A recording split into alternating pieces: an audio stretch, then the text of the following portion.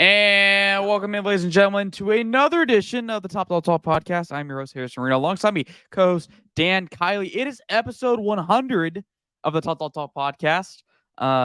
Finally made triple digits.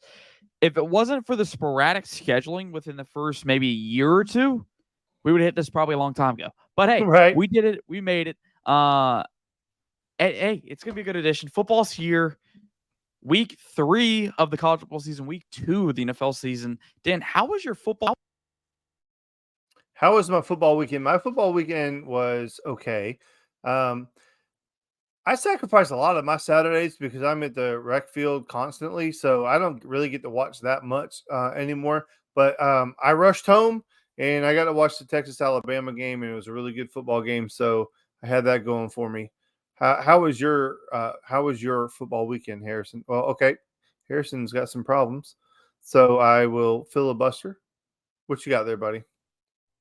Already, dude. Already the mic is tweaking. So I hope am I crisp clear? Am I back to what I sound like Crystal usual? clear. Okay, perfect. Mine wasn't bad at all, Dan. It was busy. Covered 3 games Saturday and then 3 games Sunday. So the slate was packed, and I wouldn't have it any other way.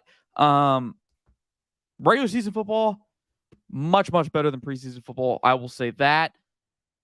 It's a lot easier to make content these days. A lot easier, as you've seen here with the podcast, a lot easier to come up with talking points. The hardest thing we do all day now is coming up with rants and hot topics. Speaking of hot topics, let's transition to that, Dan. We got 2 really good ones today, 2 that are going to be really fun. Let's start out with the dream staff, Dan. Dan Kiley texted me yesterday and said, hot topic number 1, what would your dream coaching trio be all time? So, when we say trio, we're talking about head coach, offensive coordinator, defensive coordinator.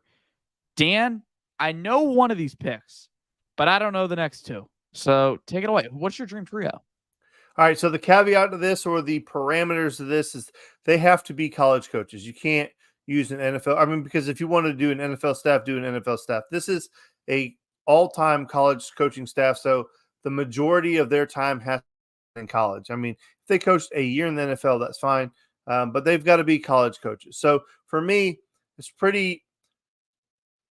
actually pretty difficult. There's a lot of really good coaches, and Harrison and I were talking about this on the phone, and there's a lot of great offensive coordinators. I'm an offensive guy. The first person that came to mind was Steve Spurrier because he could score so many points, but my offensive coordinator, I'm going to go Lane Kiffin, and that may surprise a lot of people, but I love Lane Kiffin. I think he's extremely creative. And if you doubt how talented he is, he went to the University of Alabama, instituted his offense, and then after he left, Nick Saban said, everybody will run this offense. So even the great Sarkisian had to come in and run Lane Kiffin's offense, and they are still running it to this day. Now, some guys have better success with it, but it's Lane's offense. So my offensive coordinator would be Lane Kiffin. Maybe a little bit of recency bias, I don't know, but you need to be relevant, and offenses today are scoring more than ever before. So I got Lane Kiffin. My defensive coordinator. Now this is where I wanted the best of both worlds, okay? So do not take this as a slight to anybody. This isn't anything other than I have Kirby Smart as my defensive coordinator. I think he's incredibly talented calling defensive plays. I think he has a great eye for defensive talent. He was so successful at Alabama as a defensive coordinator. So for me, just look what he's done in Georgia. The greatest defenses on paper that we've had in a long time. So my offensive coordinator, Lane Kiffin. My defensive coordinator is Kirby Smart. Now, who is the only person that can control those 2 egomaniacs and keep some semblance of a program going? Give me a prime Nick Saban.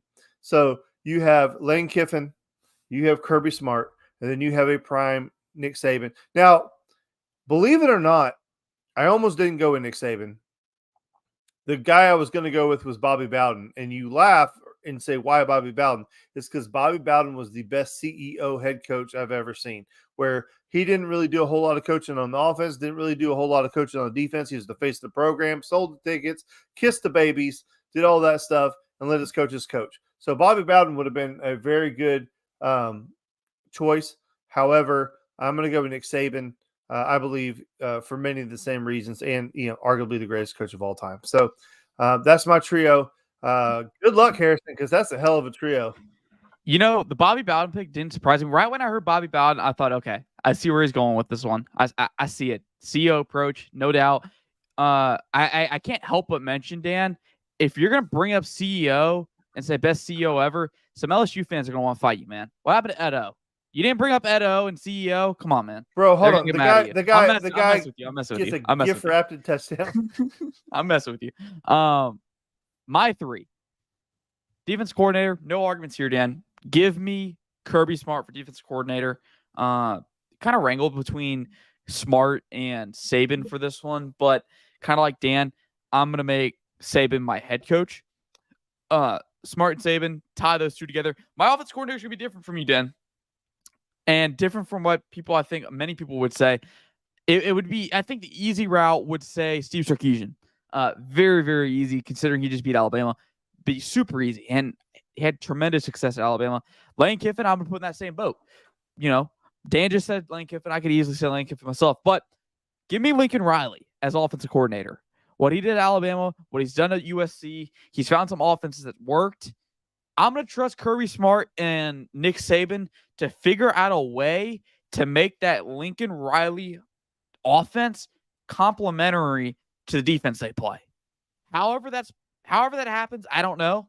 I don't know if that can happen, but I'll trust those other two to find a way to do that. Lincoln Riley continues to have tremendous success in days where college football. Obviously went to USC and damn near made the playoffs last year. Would have been much to the chagrin of our friend Jeremiah Stoddard, but almost did it. May do it this year. I don't know though. I'm kind of liking Dan's pick of not having USC in the playoffs. I think I'm warming up to it. I don't know if it's Oregon, Dan, that's going to make it out of the Pac-12, but I will say this. With each passing day, I feel a little bit better for you on that one. Dan, next one. I'm going to start this off because you know my answer for this one, and you say you have a better answer. So, next one. Who is public enemy number one in college football? We tried to brainstorm players, past examples. If you weren't a Johnny Manziel fan or a Texas A&M fan, you wouldn't have liked Johnny Manziel when he was playing college football. He would have probably been public enemy number one. Another example, Baker Mayfield. Unless you're an Oklahoma fan, not many probably like Baker Mayfield. So mine, I skipped immediately to coaches. Dan and I had a conversation about this for 10 minutes. We were like, man, do we want to drop this? Do we want to come up with another question? And I came up with this answer. Public enemy number one to me, Dan, and I'm going to lay the case out, and then I'm going to let you do what you do. Dabo Swinney.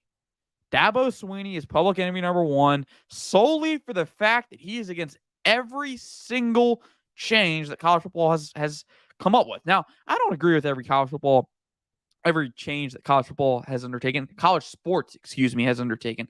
I don't like the way they did transfer portal. I don't like the way that NIL has been, rolled out and enforced, or therefore, really lack of enforcement.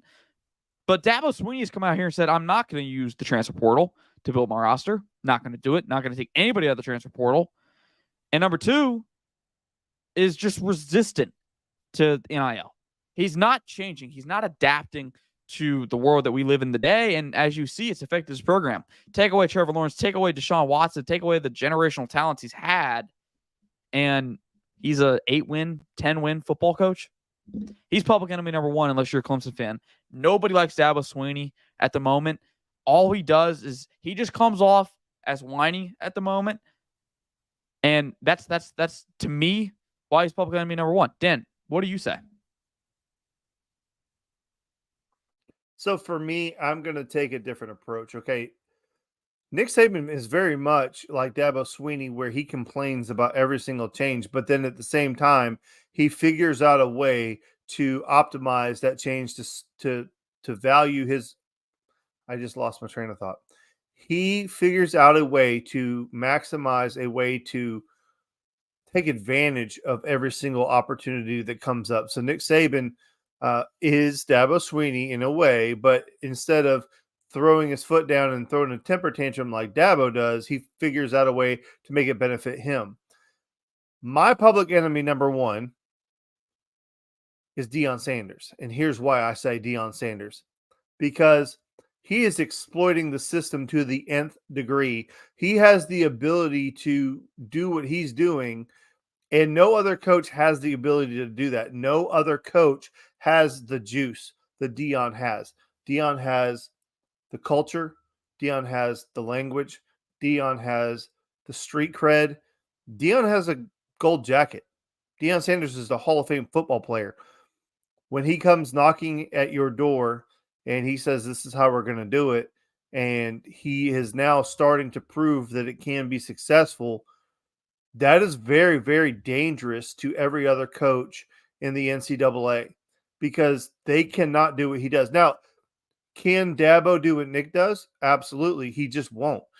Kirby is doing what Nick did, and he's doing it maybe better. I don't know. You can make that argument. But Kirby is being very, very successful using principles he learned under Nick Saban. They're very similar in many different ways. But Nick Saban, his calling card forever and ever amen was he could walk into your living room and say, I win more championships than anybody else. I'm more successful than anybody else. Come play for me. And you're just going to do it my way. Deion broke the mold with that. And he's saying, it's all about you. Come be the best you that you can be. Come get as much money as you can. We're going to go with the hip hop culture. We're going to, dance in the locker. We're going to do all that stuff. A lot of stuff that a lot of older coaches won't do or can't do, or if they do try to do them, Brian Kelly or any of those other guys, they look like fools. They get made fun of and memes get made.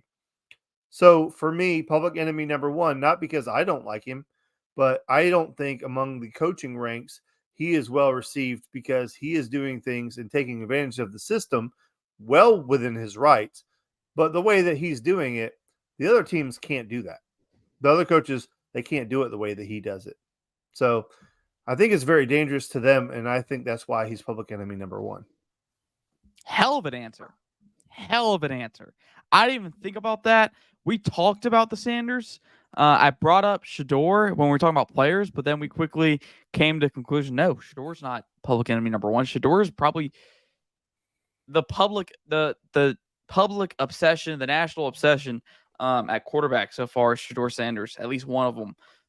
Hell of an answer, Dan. Really don't have a dispute for you because thinking about it, I kind of agree with you. Deion's doing things his own way and kind of doing what people thought Nick Saban was going to do in the sense if he's going to use the system to, his full benefit. So whether or not this works out at Colorado, yet to be determined. But I tell you what, like Dan said last week, it's the guilty pleasure every Saturday now is watching Colorado football. I cannot wait for them to play USC. I said it last week. Can't wait. It's going to be a fun game. A lot of good headlines. We get Colorado State at 10 o'clock on Fox or ESPN, I believe, this Saturday. So we'll get to see them unopposed in a window. That's going to do massively well. Absolutely. I'm with you on that. So I'm excited to see what they do for the rest of this year. Dan, speaking of national obsession, we have the national obsession of this week, and it's not a shocker. It's the University of Texas, the quote-unquote upset over Alabama. I don't know if a 7-point dog beating the favorite is an upset in any terms. Obviously, Alabama's going to be the favorite because they're Alabama, kind of like when Georgia goes to play anybody, even if it is Texas. Georgia's going to be the favorite because they're two-time national defending champions. Even if Georgia has a terrible record at this point or is not as good as they have been, they're going to be the favorite heading into that matchup. Dan, what's your take? I think we both watched this game. Really good game, but also kind of frustrating for the Georgia side of things. Alabama, that's not the same Alabama team that Georgia's seen over the last few years. Better yet, in the last year or so. I mean, that's not even the same team as last year, obviously. And this isn't to make excuses for Alabama or to negate what Texas did. It's, this is what the national media probably kind of dreamed of because what comes with Texas being a winning football program, kind of like Miami, where You're going to get the clicks. You're going to get the views. Everything's going to be great. You're going to be put them in the primetime slot because they're going to be winning football games. And they just went out there and beat Alabama, of all programs, to do it, to say, quote unquote, we're back without saying it verbally. What's your take on this whole situation? For me, I'm a little bit different, and I attack this at a little bit of a different angle than you. Okay, Texas has beaten Alabama. But is Alabama really a good football team? And I thought maybe they were, and I'm guilty. I bought into the hype. The one thing the media has always done since Nick Saban has been at Alabama is really hype them up, and put them on a pedestal, and nobody else could touch them. Georgia has been as successful these last 2 years as any team has been during any stretch. Obviously, yes, they lost to Alabama in the SEC championship game the year before last. That was an extremely, extremely talented Alabama team. To your point, winning that game is probably the greatest win Georgia will ever have. And hear me out. The amount of NFL talent, first round picks, the coach that was there, Nick Saban, everything, just the whole ball of wax, how talented that team was. I don't know that Georgia will ever have a win that's better than coming off of a really disappointing loss.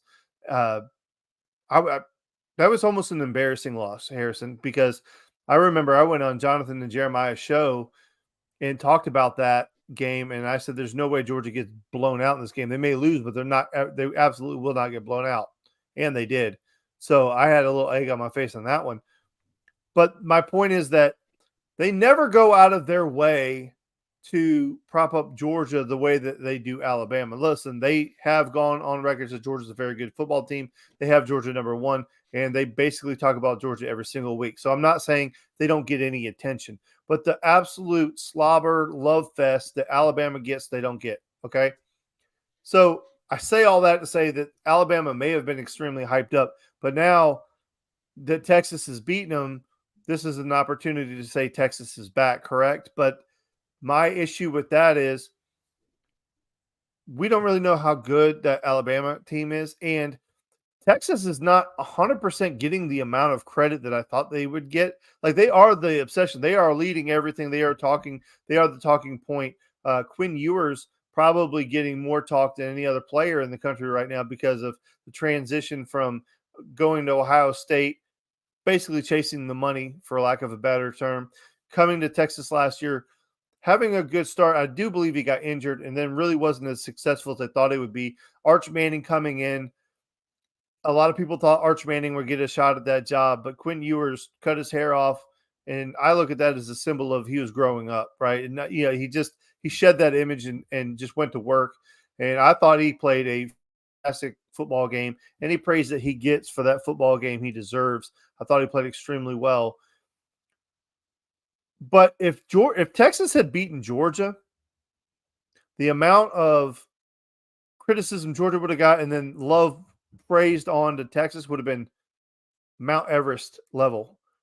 But because it's Alabama that got beat, they're almost being a little bit too respectful of Alabama and kind of like hyping down the praise for Texas, in my opinion. But yes, Texas is the obsession of the week. They're getting all the attention, but I think Alabama's still getting way more attention than they deserve. I can definitely see that. It hasn't taken long for the focus to shift from what just happened to we're going to see a pissed off Alabama team. I think that's what the words were. One of the offensive linemen came out and said that the offensive line unit was pissed off. And basically the media took that for, oh my God, y'all should just wait and see what Alabama does, to the opponents on the schedule. Like, what are they going to do? Well, if I'm not mistaken, we heard all offseason that we're going to see a pissed off Alabama team because they didn't win the last two national championships. They didn't perform to the expectation in the last two seasons. Well, what they do? They win their season opener, and you go lose to a really good Texas team that, absolutely dominated a quote-unquote pissed off Alabama team in the trenches. And that's my point. That is the point that Kirby Smart's been trying to make when talking about, when people want to talk about his use of external motivation. That's the exact reason that external motivation does not work. Case in point, Alabama. If you're pissed, if you're being pissed off about what you did last year or the year before, or something that somebody else is telling you you should be pissed off about, it's not going to last very long. It may last for a game, but when you have the intrinsic motivation, the internal motivation to go do something, it actually sustains. It actually lasts a while. That's why Georgia going 7-5. If Georgia was really being motivated by that last year, it would have wore off at some point. Well, Alabama's quote unquote motivation of not winning the last two national championships wore off, apparently, because now they're more pissed off or pissed off again. And Dan, on the Quinn Ewers thing, if you want to come back to the screen real quick, I got something to show you. I just threw this together, and this is what we call. It's not just him cutting off his hair and maturing. It's just called the fade magic, baby. That is what the fade does to you. The buzz cut boys. It works. Carson Beck has a buzz cut now, and we're still waiting for that. Holy crap, the buzz cut moment. The Carson, the Carquavius, I guess, if you will, moment of Carson Beck. We saw Staquavius. We saw Stetson Bennett after the hair comes off, beats the absolute smack out of Oregon. And then Quinn Ewers comes out, cuts his hair in the offseason in fall camp, comes in to Tuscaloosa, and becomes the first non-conference quarterback to beat Alabama, Nick Saban at home since, I think it was Kissimmon Lancaster. If anybody knows who that is, let me know in the comments. Obviously, he played for University of Louisiana Monroe. It's just a fade, baby. It is the buzz cut boys. The buzz cut has magical powers, Dan. It does. It does have magical powers. And it doesn't have magical powers for Carson. It's not really a good look for Carson. His head's not really built for that fade cut. Hell, maybe mine's not either, but whatever. It worked for Stetson. I mean, I like it. I like it on Stetson. I think it makes him look tough. You remember? I don't know if you were answering for it. Do you remember heading into the national championship game last year against TCU? Georgia posted a photo of Stetson getting off the bus with the fade, a fresh fade. I don't know if you saw the post, but you go in that comment section, Dan, and it is littered with everybody freaking out because Taquavius Bennett was back. I mean, just littered with, oh my God, the bus cuts back. Like, he's going to play well. And what does he do? Gets a damn walk-off. Gets a walk-off of a game. So we'll see where this goes. Obviously, Texas' biggest concern right now is complacency. They are riding the high of beating Alabama, and what are you going to do next? You're going to go lose to a team like Texas Tech on a game you shouldn't lose, or you can go out and run the damn table for the rest of the season and actually live up to expectations. So that's the thing. They're going to be battling a similar battle to what Georgia's doing right now with the national championships, except Texas doesn't have the last two seasons to go off of. They're going off of, holy crap, we just beat Alabama. So we'll keep an eye on that one. We'll probably do this one again. Dan, let's transition into your rant of the week. My rant of the week is very simple. And I've talked to a lot of different people, and it's been a comment over and over and over again. I know Jonathan, Jeremiah, in our group chat, you, everywhere, it's the ungrateful, pessimistic, negative Georgia fans. I'm over it. I'm over it. Listen, I'm going to start this by saying I know where it comes from. Most of the people that we hear from are between 45 and under, right? Would that be fair? Probably 45 and under are probably the people who are most vocal. And if you consider those people in Georgia, if they have been a Georgia football fan their entire life, what are they used to? They are used to something going wrong. Just the worst possible case scenario you could think of happening, losing the teams that you're not supposed to lose to, guys getting kicked off the team, guys getting injured, something happening, bad play calls. Mike Bobo was part of the organization when things didn't ever go right. Could never win the big game, never make the big play. And that is a stigma that is in some people's minds that they cannot shake off. It doesn't matter how much we win. They have got 40 years of losing programmed in their head, and they can't turn it off. Now, there's a lot of younger people in our conversations, like you, Jonathan, Jeremiah, are so much younger that you have not been kicked in the nuts for 40 straight years. You don't have that hate in your heart for certain people. You don't have that disappointment. You don't have that innate sense that the world is going to come to an end if everything is not done to perfection. There are a lot of people who are never going to get on this Bobo bandwagon. They just aren't. I heard Hudson Mason talk about it today that in the 2 FCS Group of 5 games that Georgia played last year with Todd Monken, who I love, right? They scored 33 points a game. In the 2 games against the FCS Group of 5 teams that they played so far this year, I believe that it's 46 points a game, if I'm not mistaken. And I could be off by a point or two. It doesn't matter. The point is, it's high 40s versus low 30s with the guy you love versus the guy you absolutely hate. We're going to talk about Bobo in just a little while. My point is, yes, I understand that for a 40-year stretch, a lot of bad things happened. I get it.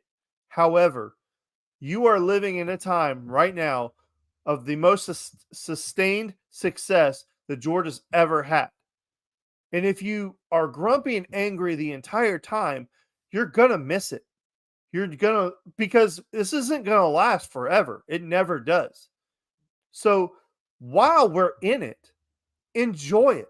Stop trying to find the negative in everything. Listen, you can watch those games and find negative. 100% you can. The offensive line is not playing well, but they haven't necessarily had to.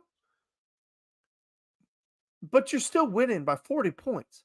Like, dear God, it's okay to say, oh man, the offensive line didn't play very good and it took us a little while to get started, but it's going to be okay. Like, if you phrase it that way, or, I just hope to see it get a little bit better or whatever, that's fine.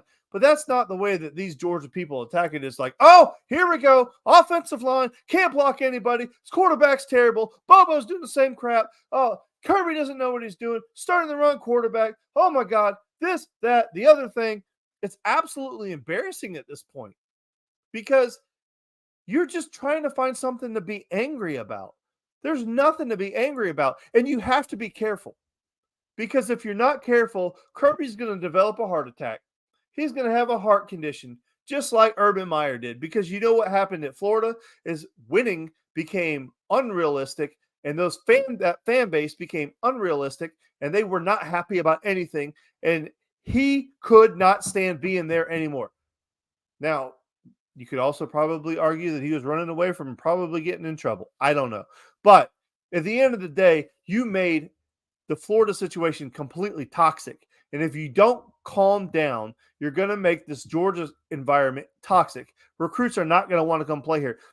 I'm going to be completely honest with you. If I was Dylan Raiola, I wouldn't want to freaking play here at this point because every damn quarterback that takes a snap at Georgia, people got something. Like, just calm down. 2 straight national titles, 19 straight wins. Calm the heck down and enjoy it. Just please enjoy it. I'm speaking to myself too. For many years, I was a negative person. In our conversations, and I always bring up our group chat, and I get picked on a lot for being the first person to get upset about something. But if you look at me in this past year, I've calmed way down because I realized that we are living in a time at Georgia that we've never seen before, and I don't want to be angry the entire time and then not enjoy it. So I'm going to calm down, and I'm going to enjoy it, and I'm going to trust that the coaches have the right attitude and the right mindset, and they're going to do the right things. And I'm going to trust that every kid that comes to the University of Georgia is going to bust his ass every single Saturday. So that's what I got, Harrison. I got nothing to add. That was terrific. That was absolutely terrific. The only thing I wanted to add, and it's funny, Dan, because you talked about the stigma of not being able to win the big game. It's funny how people think that's unbreakable because maybe 2 years ago that was broken. Stetson Bennett lost Alabama 2020. Came in 2021, never relented the job back to JT Daniels after JT Daniels got hurt. And going into that 2021 Alabama game, Bennett still had his fair share of doubters. Lost the game, and for the next straight month, Dan, all we heard, the talk around Georgia was, who's going to be the starting quarterback when Georgia takes the field against Michigan? Stetson Bennett. That's who it was. Todd Monken gave him a defense. People thought he was crazy for saying he thought he could win a national championship with Stetson Bennett. Laughed at him. People laughed at him. Goes in the national championship game, wins it, breaks the stigma. Oh, Stetson Bennett can't beat Alabama? Wrong. He did it. Georgia did it, finally beat them, and still, we still have to deal with it. It's still a major topic on this show, not just this show, every show. I think in the Georgia space is having to deal with this right now. Yeah, but like Dan said, enjoy it while it lasts, because it's not going to last forever. As you can see right now, there is maybe a sense of parity this year in college football. If Alabama's not going to win the West, who is? Who's going to come out of the ACC?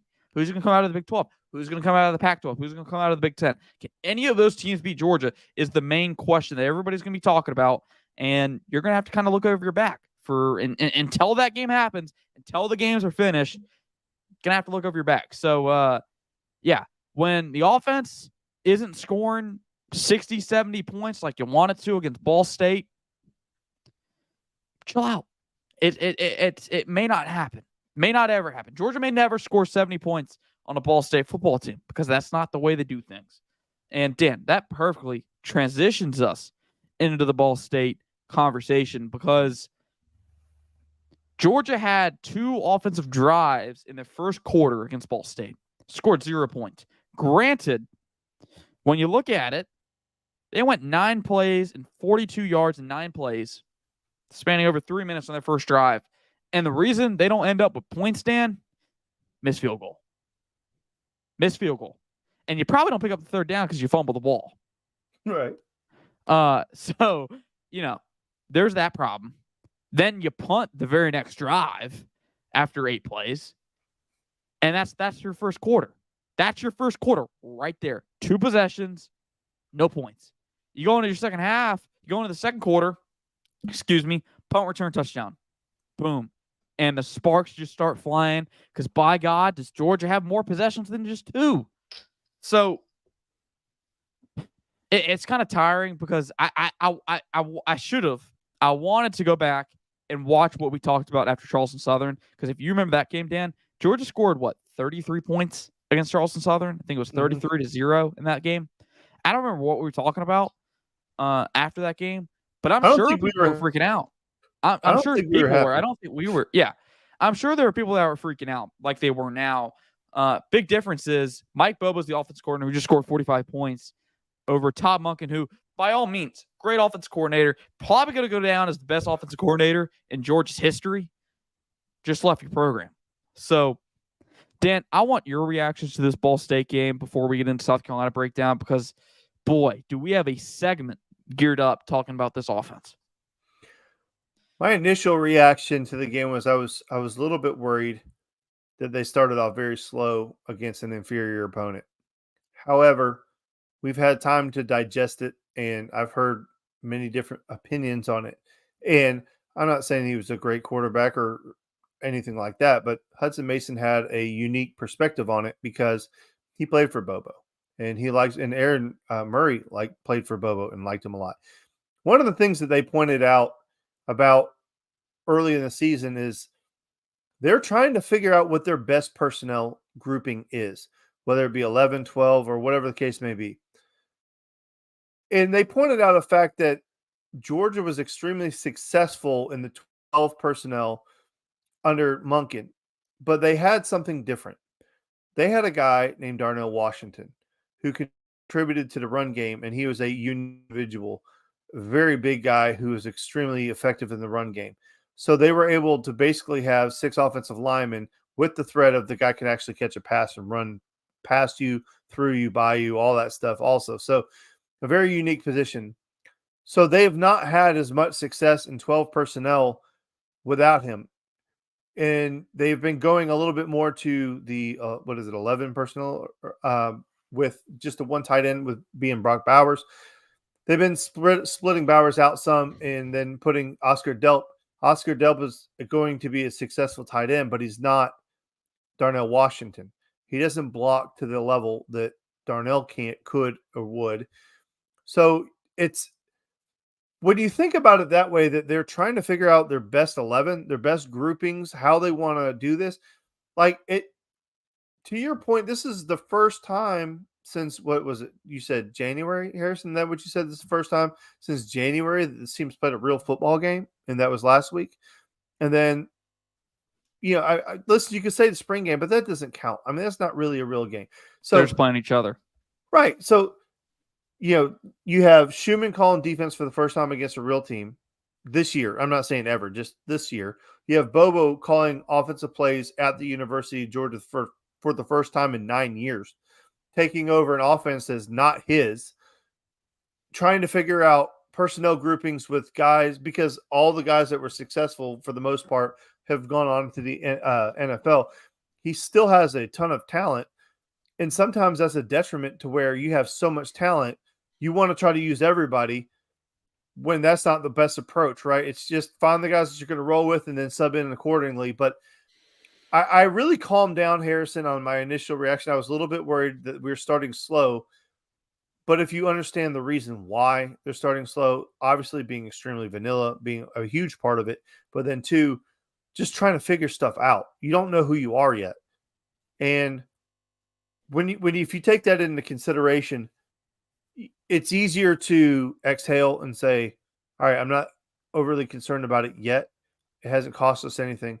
I think if you're going to be honest about it, the only real concern that I have, I'm talking about like actual real concern, is offensive line. They have not been performing up to the standard to this point. I don't know the reason why. I'm not Brooks Austin. I can't break down the offensive line the way that he does.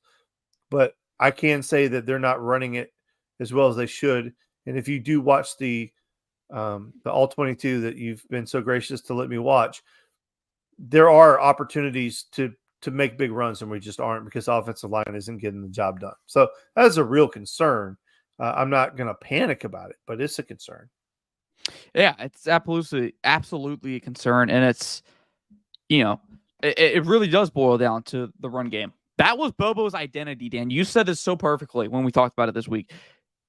His offense, at least what we know Bobo's offense as, doesn't exist anymore.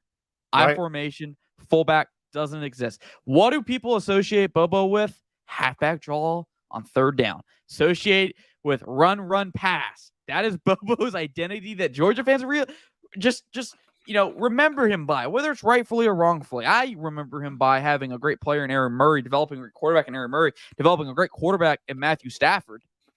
But some people remember him as run, pass. So Georgia can't run the ball effectively right now. Kirby Smart said in his press conference that their screen game is basically the extension. He counts that as the extension of their run game. And I see why he says that. He credits them as their run blocking team. I haven't seen or perimeter blocking, excuse me. I haven't seen that just yet when I watch it. Now, granted, he sees at practice. He sees everything. He sees 100% of the snaps they play on the field in front of thousands and thousands of fans. And it's the one that maybe 100, not even maybe 100 people see on the practice fields. So he knows better than I what they are. But like Dan said, the run blocking has to get better. I can't tell you what the problem is, whether it's a stacked box, whether it's Georgia just, a little bit of complacency seeping in there on that offensive line. Because if I'm not mistaken, that offensive line basically returns 3 players that started last year. I'm going to say they returned 3 starters because Amarius Mims started in the college football semifinal against Ohio State. That he isn't inexperienced. He is a true starter. He started in the biggest of games last year, played in the biggest games. He just started for me in my book. I know he didn't start all 15 games. Warren McClendon started in, I want to say 14 out of the 15 games. But Amarius Mims, I'm counting him in as a starter. He's a returning starter at this point. Cedric Van Prant hasn't missed a football game at University of Georgia since he's come to school. Hasn't. Xavier Truss, he started in probably going on damn near 30 games at this point, probably in the 20s right now, but he's been here for a while. I mean, his first start was the Peach Bowl, Dan. So we got to figure that out. Tate Ratledge, I believe Tate Ratledge now started over 15 games at the University of Georgia, way over 15, maybe 17 right now. Another guy. That's 3 starters right there. And when you have 3 out of the 5, That's 75%, if I'm not mistaken. You should be blocking a hell of a lot better in the run game against inferior opponents. Now, I don't know. That may not be on them. Kirby Smart did say they got to adapt better. They got to put those guys in better situations after week 1. That may be the case. So we'll see. But transitioning into South Carolina talk, Dan, this is if we're in a poker game, Dan, we've been checking. We've been through the first round. We've been through the 6 cards out of the 7-card draw. It's show me time. It is show me your hand. What do you got? Not everything. I don't need to see everything, Dan. Just tell me if you have a winning hand. That's what Georgia needs to see this week. That's what we want to see this week. I am going to weigh this game exponentially higher when I come to analyze how Georgia's performed the first 3 games than I have the first 2. Because this is SEC football, baby. This is an actual opponent. This is somebody that can go out there and upset you. Like this means this is bad. This means more than the last 2. What I want to see out of the University of Georgia is what we were able to see out of them the last couple of years is that whenever they play an opponent that they deem worthy, they come out of the gate and smack you in the mouth and basically suffocate you to death before you have a chance to respond. They stomp you out. They put you away. They put you to sleep to begin the game. And obviously Georgia has not done that in the first 2 games. We understand why. It's actually kind of funny. I had an opportunity to listen to a bunch of different people talk because I listen to podcasts at work and I listen to a bunch of shows at night and all that stuff on the radio on the way home. Plenty of time in the car. Plenty of time to kill, folks. Thanks, Atlanta. But I will tell you, it's kind of funny because I've heard 3 different quarterbacks, 2 of them being former Georgia quarterbacks, and Aaron Murray and Hudson Mason. And another one is another former quarterback. And I don't know why his brain, it just, oh my God, I just lost it. It's SEC quarterback. Anyway, it doesn't matter. So what they were saying is the one thing missing from this Georgia team offensively is the big run, right? The ability to break off a 15, 20-yard run to really jumpstart a drive and really take that pressure off of the passing game. I know Hudson Mason said that he saw the one difference he's noticed in Bobo now to previous is that he's a throw-first coordinator. I don't know that he necessarily is. I know that he's trying to do what they want him to do and run the system. I know that his bread and butter and his heart is to run the football, which is fine. But he doesn't have a Todd Gurley, Sony Michel, or Nick Chubb in the backfield. He has other guys that are talented. And in fairness, we really haven't seen oh Lord, help me. I just lost his name. Dejon Edwards. Dejon Edwards. We have not seen him, and Kendall is not healthy. And I don't know if he'll ever be healthy. I think from this point on, anything we get out of him is just a bonus. I really don't feel like we can count on him anymore. And I don't mean that disrespectfully. Don't share this to Mr. Milton and say this guy's talking crap about your son. I'm not. I swear to God, not. I think he's extremely talented. It's just he has a hard time staying healthy. And I need him to be healthy. And that's what they always ability is availability. And, I mean, listen, when you have a guy like Cash Jones, and I don't mean to disrespect Cash Jones, but when he's getting quality touches in a football game, something has gone wrong. You have a lot of other guys, Roderick Robinson. I wanted B-Rob.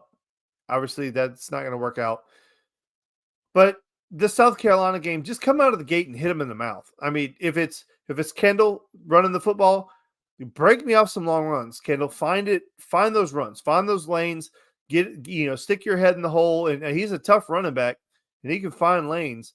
I just need him to stay healthy.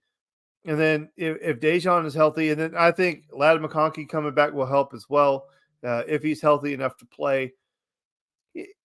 We've seen this Georgia team play for 2 weeks with a lot of question marks at different positions, trying to figure things out, like what's the best personnel. But then also you've had a lot of key contributors to this football team not even playing. So to your point, I'm going to evaluate this game much more critically than I would have ever considered evaluating the first 2 games. And that's fine. I think that's the way it should be. Yeah. I mean, you're playing an opponent that that's actually probably going to challenge you a lot more than you have been against UT Martin or Ball State. No disrespect to them, a lot more than you're going to be against UAB. But Dan, I think another thing that people need to start talking about is you play South Carolina this week at home. Then you play UAB, which essentially should be basically a bye week for Georgia. You're going on the road for the first time the week after UAB against Auburn. Like, if Georgia doesn't come out and play as well as they should against South Carolina, that Auburn game is going to look like a trap game. And I don't care how bad people expect Auburn to be, how much better Georgia's supposed to be than Auburn. Jordan-Hare is no easy place to play.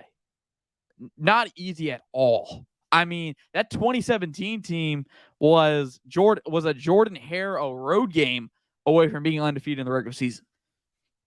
They got blown out. They got their mouth kicked, super hard. They got knocked out in that football game. They avenged it a few weeks later in Atlanta for this championship. But yeah, I mean, you're going to have to play well. If they don't play well, there's going to be some questions. There's going to be a lot of questions about whether this team can make it. Because right now, I mean, people are already penciling in Georgia for the playoffs. I even want to say they're penned. They're put in pen that Georgia's going to be in the playoffs at this point. That's just the status they've gotten to. So is the team buying into that? I don't know. We're going to find out, though, because, Dan, when I look back on it, we went into last year at this time against South Carolina. Our headline for our video, for our episode that week, was why South Carolina was not a trap game. We came in there and told everybody, Dan, that listens to us, that we didn't think it was a trap game because we thought Georgia was going to win. There was no pitfalls. They're going to go in there and they're going to kick their butt. And they did. So is this, are we going to get the reaction from Georgia? Are we going to see the reaction from Georgia that we did last year against South Carolina? They went in there against South Carolina and whooped their ass for 4 quarters, which is whooped them. They did to Oregon the same thing, maybe the week before. I think it was the week before. Whooped them for 4 quarters. Is that game? Is this the opponent that Georgia sees as somebody that's going to threaten them, a threat to their throne, a threat to their trophy? Are they going to go in there and whoop them? That's legit what I want to see. Now, it doesn't, Georgia hasn't played great all 4 quarters yet in a football game yet. But to be fair, they also haven't played their whole, starting lineup. They haven't played their whole playbook. They haven't thrown the book at you yet. And they may never. They may never be 100%. We may never see the starting lineup as Georgia wants it because that's just football. Right. And, the one thing that I would say is I'm getting a little bit of the vibe from Georgia of they're like a dog on a leash that you're holding back, and you're just holding them back and holding them back. And they just want to be let go to go chase after whatever there is they're chasing after. But that's kind of the feeling I'm getting. It's like sometimes you can see them start to go, and then or like a racehorse, right? Like a horse that wants to go out front, but he's a closer. And if you let him run too far, too fast early, they're going to be out of gas and they're going to get buried, right?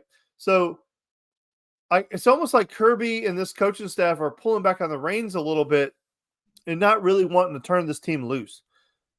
But I hope to God in the first quarter of this game against South Carolina, they just turn them loose. Yeah. And it's not just on offense; it's on defense too. Georgia's going to have the opportunity, Dan. I don't know if you got the chance to watch the UNC game, but boy, if Georgia's going to stat pad at any position, this is the week to stat pad up front, man. 9 sacks in week 1 for South Carolina. 9 sacks. That's a lot. I don't know if I watched a football game where you get up 9 sacks. Although, the Dallas Cowboys came pretty damn close on Sunday to 9 sacks. I believe they finished with 7 in the NFL. But that's neither here nor there. Had to get it in. I had to. Yeah, 9 sacks. I mean, Georgia's going to have the opportunity to tee off here. Going to have the opportunity to win the line of scrimmage. I mean, this is it. That's what I really want to see. How's this Georgia defensive line play against an opponent where they should be so much better? I know I'm not Jonathan Williams, the stat guy, but I do have a cool stat for you. Georgia is one of 6 Power 5 teams to only have 1 sack. Damn. That's crazy, right? Yeah. You would think with the inferior opponents that they played that they would have a bunch of them, but those teams were playing hot potato with it. And that's the biggest question with South Carolina. What's South Carolina's game plan going to be? Because Kirby Smart came out and told everybody Spencer Rattler's a hell of an arm talent. Has good arm strength, makes the throws look easy. Was essentially what he said. What's the game plan? Are they going to take vertical shots downfield? They did it against UNC to an extent, even though they really couldn't. Because the defensive line was getting after him. But what's that game plan look like? Last year, he did try to take some shots against Georgia, and he paid for it. The one thing I will tell you about Spencer Rattler is you can just say that South Carolina didn't play well against North Carolina, but you can't say that Rattler didn't play good against North Carolina. I am just tongue-tied like crazy right now. Spencer was under attack the entire night, but yet still put up really damn good stats and kept him in the game for quite a while. Spencer's a hell of a quarterback. I don't like him personally. I don't like his attitude, and maybe he's changed or whatever. And maybe if I met him in person, I would end up liking him. I don't know. But the perception of him I don't like. So I've never rooted for the kid, but he's a hell of a quarterback. And I believe Jordan Palmer was his quarterback coach out west. And he said that he's got the strongest wrists he's ever seen in any quarterback. And the only reason that a spiral doesn't spiral and it wobbles is because you have a weak wrist. If you have and he said that in his entire time working with him and watching his film, he's never seen him throw a wobbly football. Now, I have no way of proving that. I don't know if that's true, and I'm sure there's a little bit of hyperbole in there, but he is a really talented quarterback. So Georgia does have to respect him. This is a team that you have to respect. Should Georgia beat the hell out of them? Absolutely, they should. On paper, 100% they win this game 1,000 out of 1,000 times. But this isn't paper. This is real life. And you have other humans on the other side. And for the most part, you have 18 to 22-year-old kids and young men. You never know what you're going to get from any given Saturday or Sunday or however, whatever you want to say. This is a real football game. And Georgia's got to show up to play. I feel very confident that they will. I'm not panicked or worried. But to your point is, this is the first real test that Georgia gets. I mean, real in quotation marks, because how real is it? Some people will argue. But in the pantheon of what Georgia's done so far this year, it's as real as it gets, buddy. Yeah. Speaking of Rattler, I pulled up a stat sheet. It's ridiculous, man. South Carolina lost 31-17 against UNC, number 21 ranked UNC. He got sacked 9 times. All I hear is 9 times. All I hear is Ferris Bueller. 9 times. 9 times, Dan. And when a quarterback is sacked 9 times, my mind would think completion percentage probably around 50%, maybe lucky to scratch 60, and probably maybe under 200 yards. Couple picks. That's just, when I hear 9 sacks, it's immediately kind of like the stat line I expect. Negative 22 rushing yards doesn't surprise me. But what does surprise me is he completed 30 of 39 passes for 353 yards. No tutties, no picks. 353 yards with a 76 completion percentage? That's ridiculous. Ridiculous. Comes back the next week. And I know it's Furman. 25 of 27 for 3 tutties in a 47-21 win. His completion percentage this season right now is 83.3%, and he's played a ranked opponent that sacked him 9 times. Like, that's crazy. Yeah. So that about wraps it up. I'm here. I'm Georgia's probably. I'll go out on the limb, Dan. Georgia will cover the spread against South Carolina, because I just think, like you said, when they deem an opponent is worthy of their best shot, of Georgia's very best shot, Georgia goes out and plays. Spread's minus 27.5 to Georgia. Woo! I'm picking them to cover, Dan. I'm picking them to cover, and I think they're going to look good. All right. What do you say, sir? 9 times. Sorry, that's all I got. I got 9 times. So here's what I got. I got I got Georgia coming out and making a point because they're humans. Those kids are on social media just as much as everybody else. They see all the people talking all that crap. They have pride. They are going to be angry. Kirby doesn't really let these guys go out into the public and talk that much, right? You very rarely hear anything coming out of the mouth of a Georgia player, which is probably a good thing because he can control the narrative. My inclination is that Georgia's going to be a little bit pissed off, and they're going to come out and just beat the hell out of somebody. And unfortunately for South Carolina, it's you, buddy. And it's at home. And the Georgia fan base is going to be rabid because what was the name of the young gentleman for South Carolina that decided to say that Georgia was not a hostile environment? And Kirby. Ooh, I don't know. I don't remember. Tonka Hemingway. Yeah. So he didn't include him on his list. So on Kirby's press conference, he said, "Well, maybe we need to show Tonka that it's a tough place to play." And I will tell you one thing: you can dispute a lot of different things. The one thing you cannot dispute is that when Kirby asks for something, he gets it every single time. He asked for 93K day, got it. He asked for a new facility, got it. Asked for this, got it. Bigger recruiting budget, got it. Choppers, got it. He wants you to travel to Notre Dame, got it. Wanted you to travel to the Rose Bowl, got it. Every time Kirby challenged they were, and maybe he didn't go as far as he has in the past to challenge the fan base, but he did. He threw it out there. He said, maybe we need to show this young man how hostile this environment is. So my opinion is it's going to be rocking. That's I don't know. It's hard to get really, really, really wound up about this game because I just really feel like Georgia's going to kick the shit out of them. Before I wrap it up, I just saw something pull up on my Twitter feed. I want to get your first take reactions off rip to end the show. Oh, boy. Shane Beamer was asked a question this week about Tyler Simmons and whether or not he was onside. So, hey, I'm going to play the clip here. Why would you ask him that? All right. Go ahead. He was the special teams coordinator in 17. Right. I got it. Go ahead. Yeah. Taking me down nightmares. It was the right thing. If you go to, if you ask anybody in Athens what Tyler Simmons was onside means, they know, because in the national championship game, we had Alabama punted. Kirby had come up with a plan that, we're going to show this look when Alabama punts. We're confident that they will do this.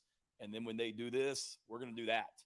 And Alabama's protection scheme, we were going to get a free rusher, we felt like, and we did. Came completely clean, blocked the punt, just like we had designed it to do. And unfortunately, the officiating crew, not an SEC crew, but the officiating crew absolutely blew the call. And I don't want to say cost us the national championship, but that was a significant play in the game that potentially cost us a national championship game that night, because that was the same game that Tua threw the pass on 2nd and 26 and overtime, and that block punt happens early in the second half, and there probably isn't an overtime. So I've gotten past it, as you can tell. It doesn't bother me anymore. But that was one. That was Kirby. We had a whole month to work on it, and he was exactly right. One of us. Dan, immediate reactions. Yeah, I don't know what reaction you were hoping for out of me, but he ain't wrong. I mean, you're damn right he was onside, and you're damn right if that's not called offsides, we win that football game. So, and no, he's not over it. That's a bold-faced lie. He is not over it, because you can see the you can see his face, just his reaction is the way his face contorted when I love the part where he's like, not an SEC crew. He wasn't going to avoids the fine. Yeah, avoids the fine. Listen, we had our fun with Shane Beamer, but I do not have a negative response to that, because first of all, I have no idea why anybody would ask him that. It's irrelevant to whatever press conference he was doing. But at the end of the day, he's not wrong. He's 100% right. Everything that he said. And, he gave credit. He didn't say I designed. He said Kirby designed. Kirby came up with. I have no qualms at all with anything he said there. Well, there you go. Little impromptu, off the cuff Dan Kiley reaction video to what Shane Beamer said. Hey, if he gives us another Georgia has 100 5-stars moment, we may bring him back for Tuesday and see what he says in that press conference and get Dan's reaction to it afterwards. So, with that being said, episode 100 of the Top podcast. If you enjoyed it, give us a like. Give us subscribe in the comments below. Subscribe to us. Hit that big red button for more. Hit the notification bell if you want to know when we're live. It's not hard. Just remember this.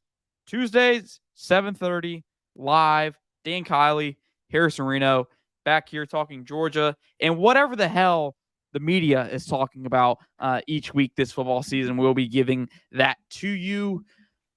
With that being said, see you back next week. Dan and I both agree Georgia's going to cover. Oh, we didn't give a score. Ooh.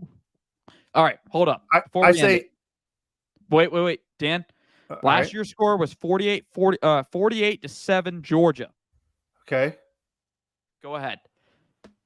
52-3. Oh. Dan went after it. I'm going to go 42-7. Again.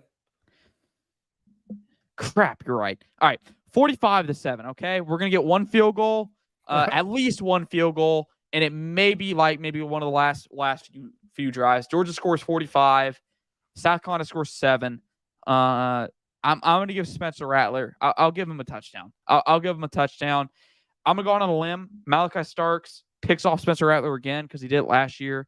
Carson Beck over 300 yards passing. There you go. I mean, I say 52-3 or whatever, and it's probably going to be like 31-14, but take my shot. You were right on a couple hits last year in your predictions, so I won't. Well, hey, listen, according to Jeremiah, I just talk enough shit until I'm right about something. Hey, you throw enough darts, at least one of them's getting on the board, you know? That's what I said. Hey, anyways, folks, see you back next Tuesday with South Carolina, Georgia reactions. Hey, go Dogs. Whoop them cocks.